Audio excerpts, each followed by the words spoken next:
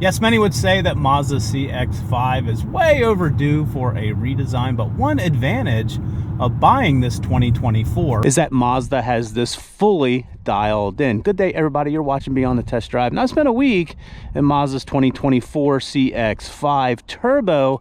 This is in the signature trim. And if you're shopping CX-5s, but you're a little on the fence about how old these are and how they haven't been fully redesigned in many years, well, you shouldn't worry about that, because again, Mazda has tweaked it year over year over year, and it's still competitive. It still looks fresh and modern with all their tweaks on the outside, and then on the inside, regardless of trim, it's still one of the best interiors you're gonna find. Is it perfect? No. Now, if you spend any time with a CX-5, you quickly discover why it's Mazda's best-selling vehicle, why people go in the showroom looking for something else and they end up with the CX-5. There's also the CX-50.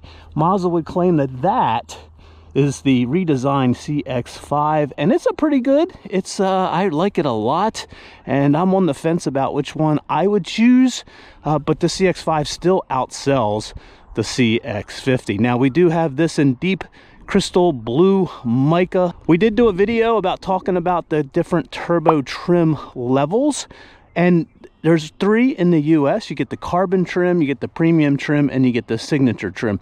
They're all well equipped depending on your budget there. If you want to save a couple thousand, just pick the one for you.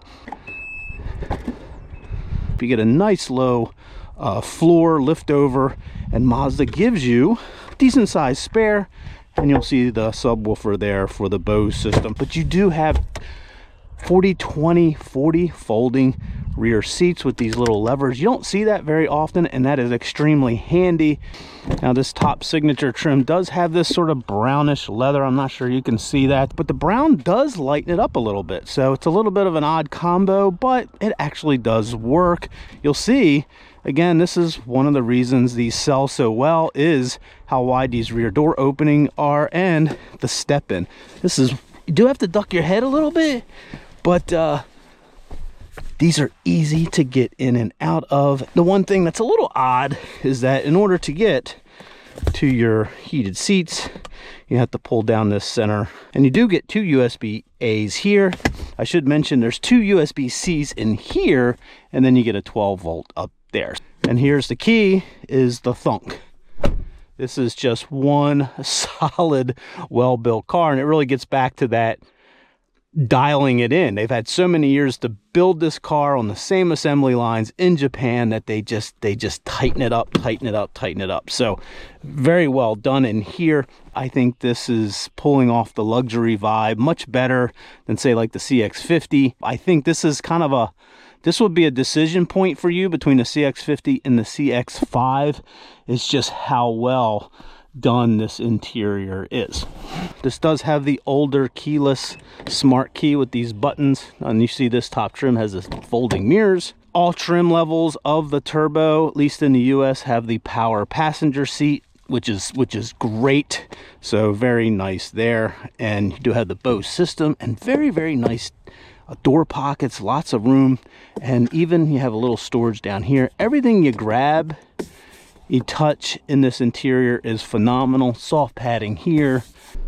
So yeah, we have heated and ventilated seats. We have a heated steering wheel. And the big thing for 2024 is Mazda has been rolling out wireless Apple CarPlay and Android Auto over the past couple years. These also comes with standard wireless charger. And look at this. People have been griping about that. Now, I have found this all hooks up pretty well this week. The system can be a little laggy sometimes, but overall I have enjoyed it because I can reach it.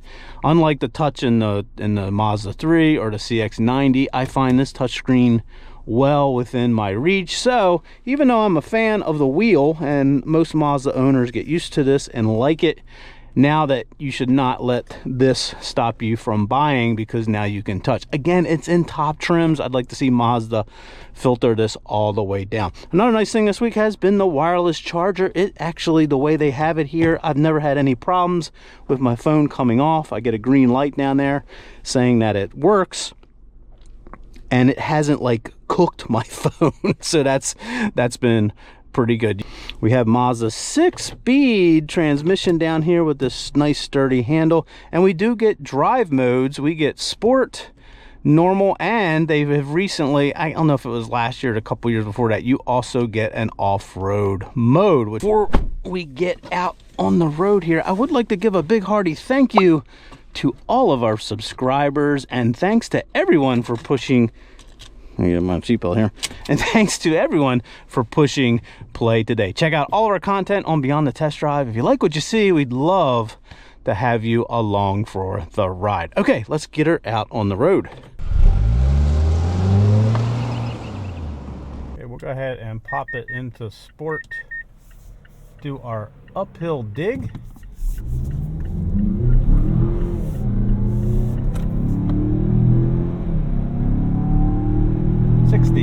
Decently quick. I've seen 0 to 60 times of a little over 6 to 6.5 seconds. I would believe that. I did do a 0 to 60. I don't know exactly what I got, but I'll put that up there right now.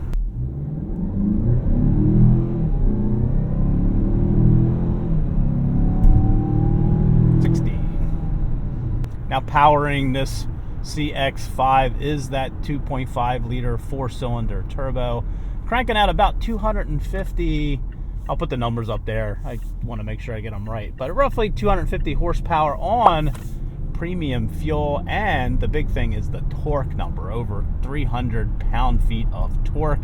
Again, on premium, one of the nice things is Mazda says, go ahead and throw regular in here. It's just fine. You'll lose some horsepower, torque numbers stay about the same. Yeah, I would say one of the things with the turbo is that it does hustle this along with pretty much, I don't want to call it effortless, because the way they have tuned the throttle, it's pretty pedestrian or pretty normal in everyday driving. You do have to ask for the turbo. You do have to push your foot into it. So it's not like sneaky fast. It's not going to get away from you. But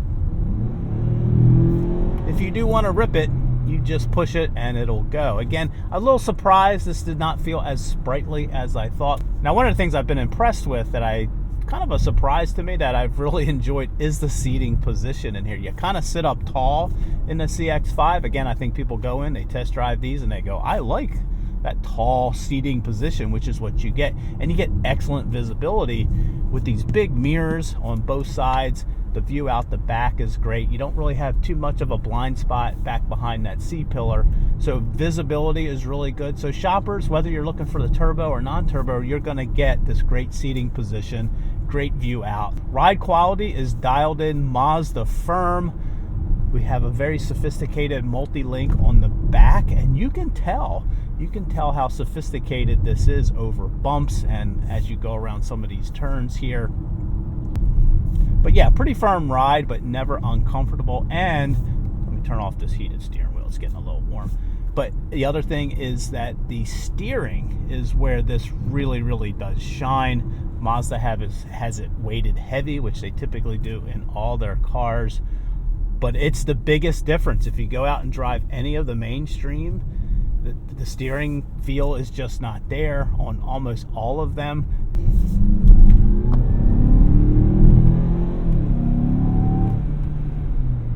Now, there is a lot of body roll, but with that great steering, it's okay.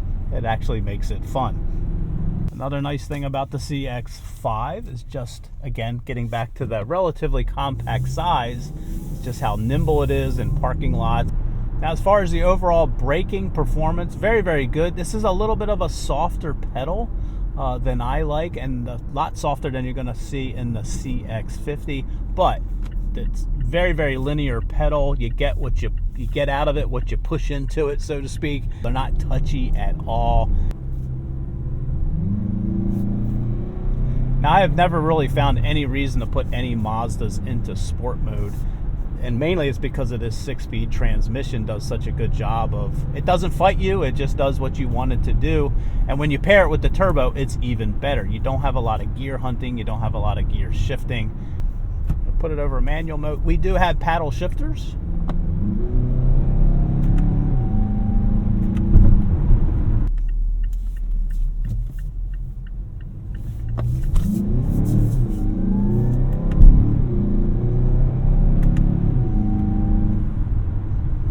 it will upshift on you if you get close to that red line, but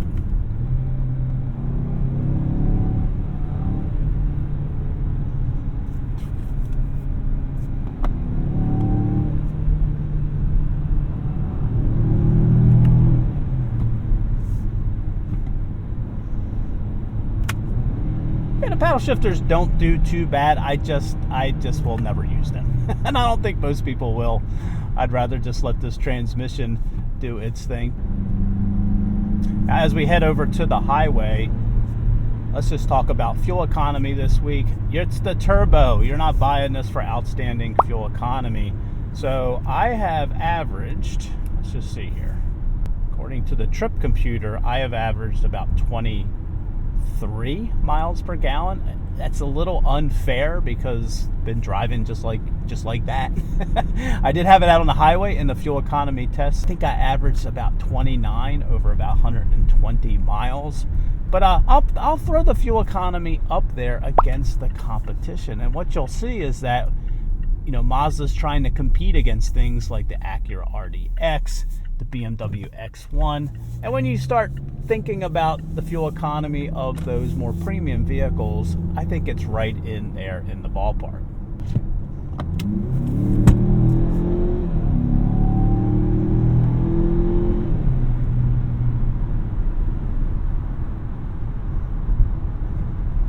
Yeah, on ramps, exit ramps.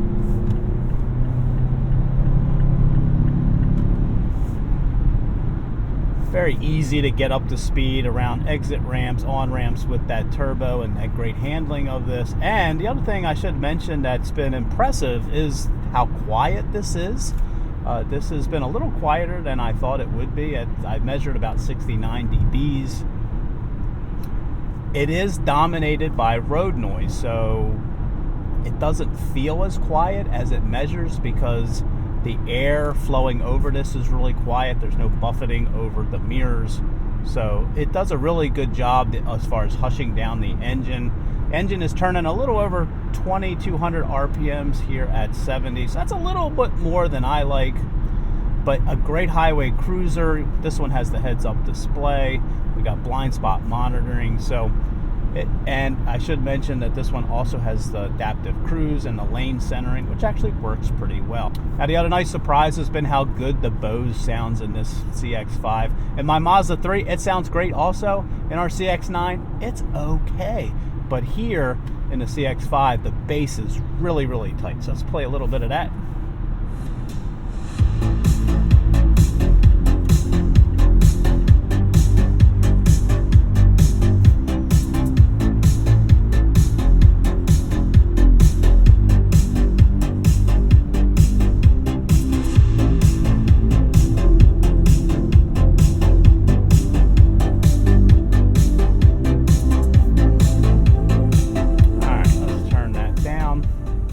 So I think for me, if I was shopping and I was trying to decide between a CX-50 and a CX-5, exterior-wise, I do like the looks of the CX-50. I think it's newer, it's fresher. But interior-wise, I think this wins. I think this is a little bit more of a nimble handler. This is just has, I think Mazda really does pull off the premium, you know, what they were going for as far as competing here. I think this pulls it off the best between the two. And again, it has a lot to do with this interior. Yeah, now do I have any nits with the CX-5? Not many. I've been struggling to find some. I really don't like this piano black, so Mazda, if you're not going to do anything else next year for 25, ditch it. I would like the engine to be a little bit quieter. And you know, the other thing that's, I know it's more of a silly nit, but you see CX-5s all over the place. So if you're really looking to get yourself something premium and you don't mind that, then that's fine. But there is no exclusivity here with the CX-5, but who cares? You're sitting in a nice interior. As far as summing up my likes, I love the seating position. I love the visibility. Of course, the turbo is a lot of fun, but it's really that steering and handling that makes the CX-5. Other things I've been surprised by is how good this Bose system sounds in here. And again, the touch screen has also come a long way as far as being able to reach it here. So if you're on the fence because of the age of the CX-5, don't be. You're going to get an excellent vehicle that's just as good as far as driving and style and looks. So leave your questions and comments below. We are going to have a CX-50. Let us know what you want to hear about that one also. And if you own one of these, we love to hear from owners. Thanks for coming along with us today. And as always, have a great day, morning or evening, wherever you may be.